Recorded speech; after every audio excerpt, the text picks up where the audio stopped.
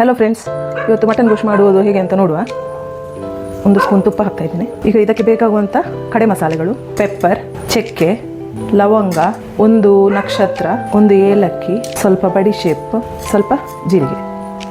ಇದು ಜಾಸ್ತಿ ಫ್ರೈ ಆಗೋದು ಬೇಡ. ಈಗ ಮಟನ್ ಹಾಕುವ. 1 kg ಮಟನ್ ತೊಗೊಂಡಿದ್ದೇನೆ. ಒಂದು ಕಟ್ ಮಾಡಿ ಇಟ್ಟುಕೊಂಡ ಈರುಳ್ಳಿಯನ್ನು ಸಹ ಅದಕ್ಕೆ ಹಾಕಿ, 1 ಟೀ ಸ್ಪೂನ್ ಉಪ್ಪು, 1 ಟೀ ಸ್ಪೂನ್ ಅರಿಶಿನ ಚೆನ್ನಾಗಿ ಮಿಕ್ಸ್ ಮಾಡಿಕೊಳ್ಳಿ. ಮಟನ್ ಬೇಯಿಸಲಿಕ್ಕೆ ಸ್ವಲ್ಪ ನೀರು ಹಾಕಿ, ಸ್ವಲ್ಪ ಒಂದು ಕುದಿ ಬಂದ ನಂತರ ಕುಕ್ಕರನ್ನು ಬೇಯಿಸಿ 4 ರಿಂದ 5 ವಿಸಿಲ್ ತೆಗೆದುಕೊಳ್ಳಿ. ಇದಕ್ಕೆ ಈಗ ಮಸಾಲೆ ಮಾಡಿಕೊಳ್ಳುವ. ಬ್ಯಾಡಗಿ ಮೆಣಸು ಹಾಕಿದ್ದೇನೆ,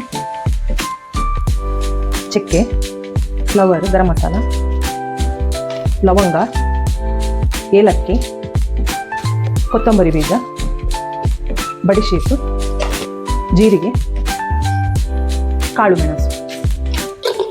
ಸಣ್ಣ ಉರಿಯಲ್ಲಿ ಸ್ವಲ್ಪ ಚೆನ್ನಾಗಿ ಫ್ರೈ ಮಾಡಿಕೊಳ್ಳಿ. ಇದಕ್ಕೆ ಸ್ವಲ್ಪ ಕಸಕಸೆ ಅಂದರೆ ಪಾಪಿ ಸೀಡ್ಸ್ ಅನ್ನು ಹಾಕಿಕೊಳ್ಳಿ. ಸ್ವಲ್ಪ ಸಾಸಿವೆ, ಎಣ್ಣೆಯಲ್ಲಿ ಸ್ವಲ್ಪ ಎಣ್ಣೆ ಹಾಕಿ, ನೀರುಳ್ಳಿ, ಗ್ರೀನ್ ಚಿಲ್ಲಿ,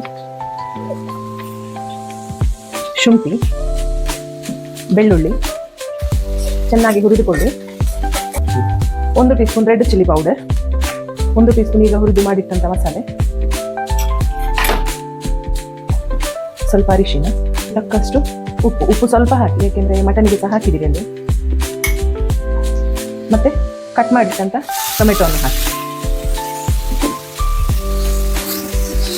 ಚೆನ್ನಾಗಿ ಹುರಿದುಕೊಳ್ಳಿ. ಮಸಾಲೆ ಚೆನ್ನಾಗಿ ಫ್ರೈ ಆಗಿದೆ. ಈಗ ಮಟನ್ ಹಾಕುವ.